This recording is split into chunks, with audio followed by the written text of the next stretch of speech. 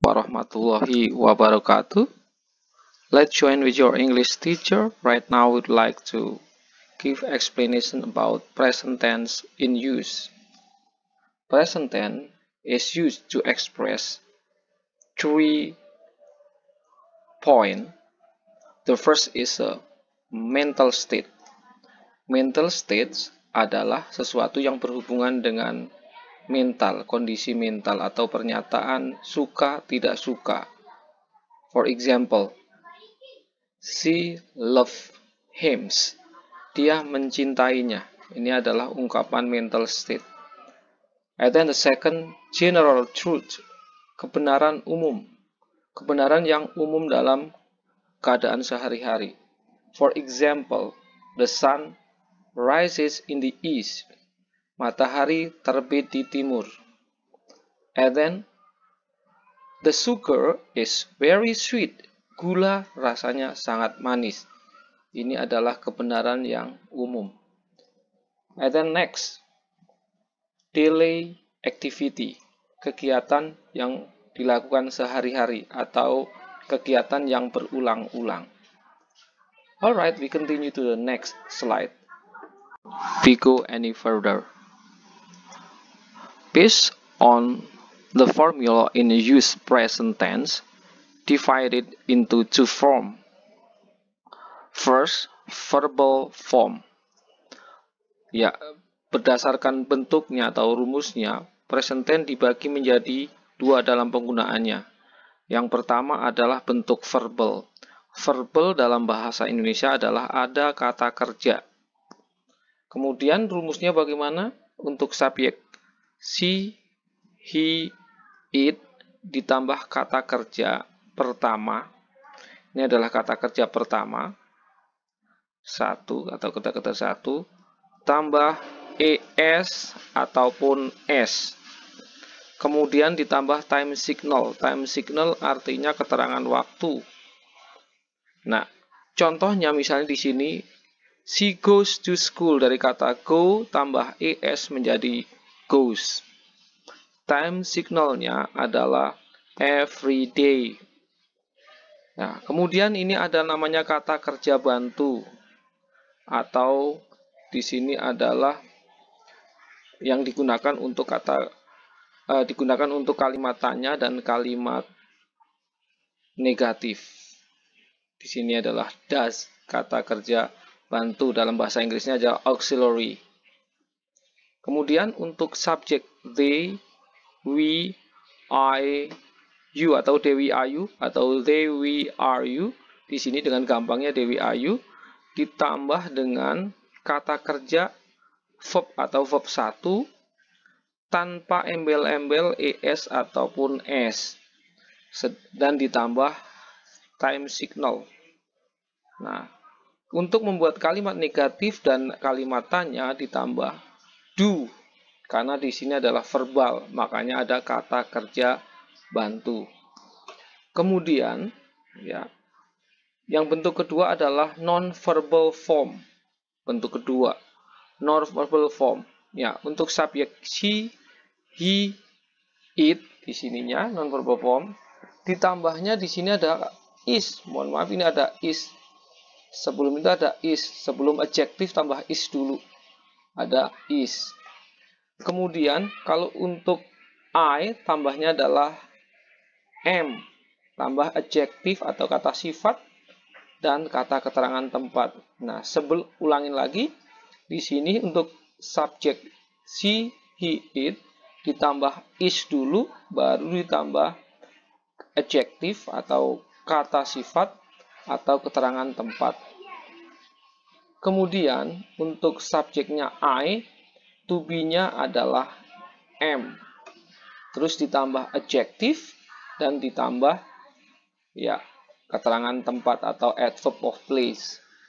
Kemudian untuk subjek they, we, you di sini ditambahnya adalah are. Jadi to be-nya adalah are ditambah adjektif atau diikuti adjektif atau kata sifat dan ataupun diikuti keterangan tempat di sini.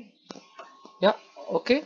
ini keterangannya dari atau penjelasan dari present tense dalam bentuk nonverbal.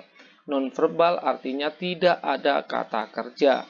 Di sini digantikan kata sifat, adjektif dan keterangan tempat. Alright, we continue to the next slide.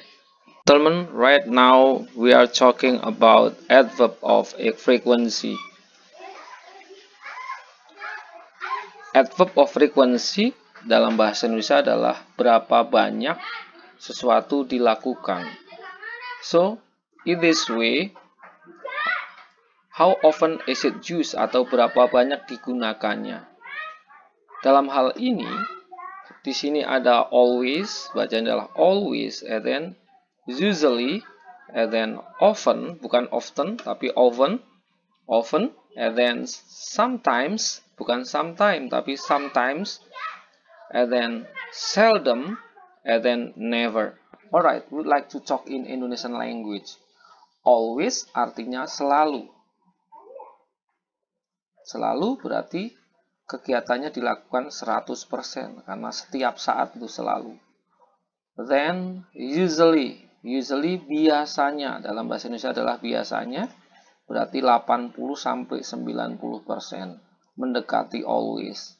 And then often, bukan often, nah, often itu artinya sering, 60-70 di sini, 60-70% dilakukan. And then sometimes, ya, sometimes yang pakai s di sini artinya kadang-kadang. Kalau sometimes tidak pakai s artinya kapan saja, berarti ke depan. Sometimes berarti jumlah kegiatannya 30-50%. And then seldom artinya jarang, kegiatannya adalah 10 dilakukan mungkin 10-20%, maka disebut jarang karena cuma 10-20%. And then never artinya tak pernah. Tak pernah berarti presentasi memperlakukan atau melaksanakan adalah 0%. And then use in a sentences. Nah, coba lihat ini adverb of frequency. Ini artinya keterangan berapa banyaknya itu digunakannya dalam kalimat misalnya. She always comes on time every morning. Nah, dia selalu di sini selalu datang tepat waktu setiap pagi di sini. Nah, s di sini karena subjeknya she, makanya tambahnya es atau s.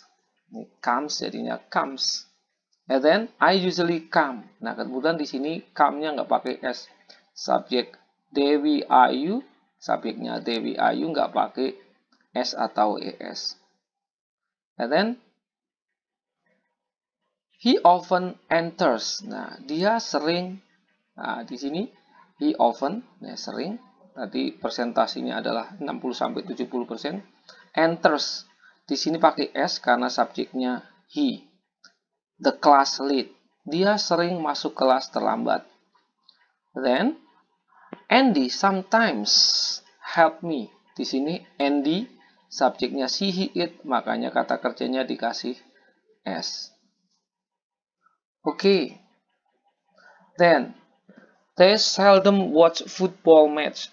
Nah, mereka jarang nonton pertandingan bola. Watch-nya di sini tidak dikasih s atau es karena subjeknya Dewi Ayu, they, we, I, you.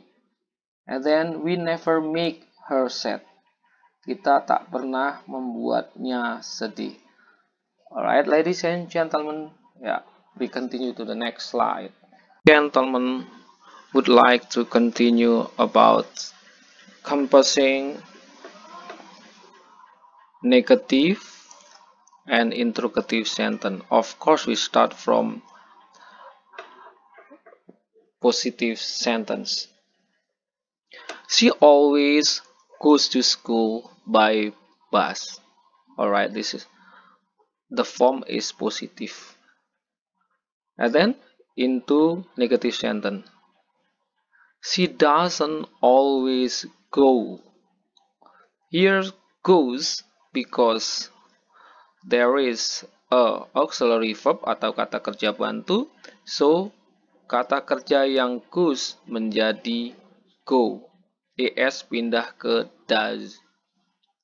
Oke, she doesn't always go to school by motorcycle. And then interrogative sentence atau kalimat tanya. Does she always go to school by motorcycle? Does she always go? So, without es. Tanpa es, karena es-nya pindah ke does. Ya, oke. Does she always go to school by motorcycle? Ya, the answer. No, she doesn't. Karena kenyataannya menggunakan bus. Kalau kenyataannya menggunakan sepeda motor, ya tentunya jawabannya adalah yes, she does. Nggak usah pakai jawaban lengkap, tapi di sini cukup yes, she does. Oke.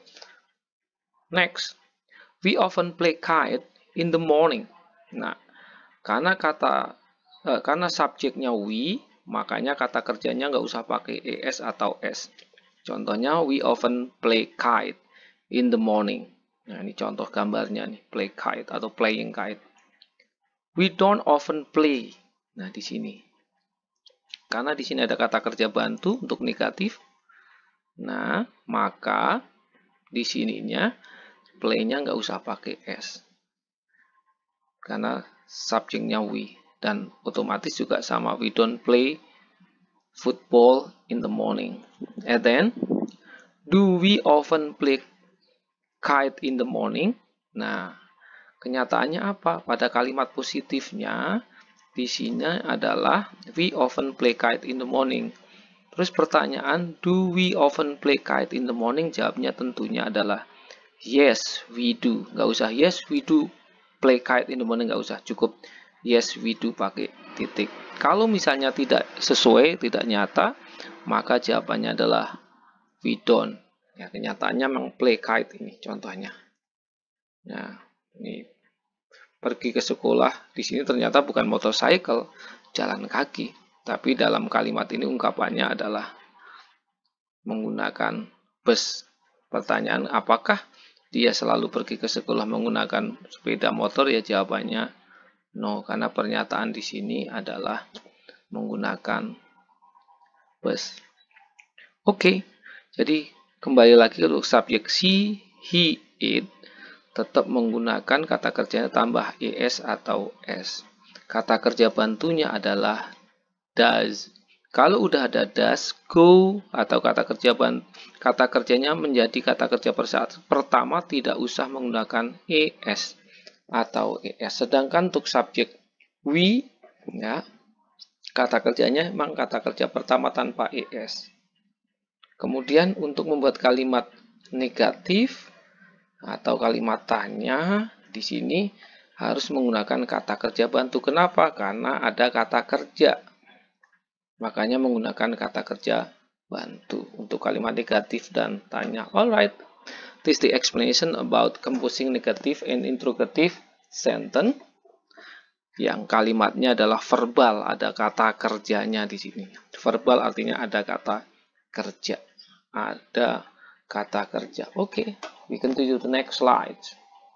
And gentlemen, we continue about positive, negative, and interrogative sentence in non-verbal forms. Alright, Tom always active here, and then in a negative form is Tom is not always inactive. Is Tom always active? So the answer, yes, he is. Because the fact Tom is always active. So the fact yes, or the answer yes, he is. Because the fact Tom is active. Alright, dalam bahasa Indonesia adalah Tom selalu aktif. Kemudian bentuk negatifnya adalah Tom tidak selalu tidak aktif. Apakah Tom selalu aktif? Jawabannya adalah iya, dia selalu aktif. Kemudian Andy and John are in Bandung. Nah, tadi ini adalah kalimat yang diikuti oleh kata sifat. Sedangkan di sini adalah kata keterangan tempat. Bandung adalah keterangan tempat. Kemudian, Andy and John are not in Bali. Di sini Andy dan John ada di Bandung. Berarti Andy dan John tidak ada di Bali. Apakah Andy dan John ada di Bali? Ya tentunya jawabannya adalah no, karena kenyataannya Andy dan John ada di Bandung. So, no, they are not. Kalau jawabannya emang dia di Bali, jawabannya adalah yes, they are. Okay, that's all the explanation about present tense in use. See you next time in the same channel with your English teacher. Alright, if you have difficulties, please call and then would like to give more explanation in the same channel or by Google Meet. Thank you very much. Bye-bye.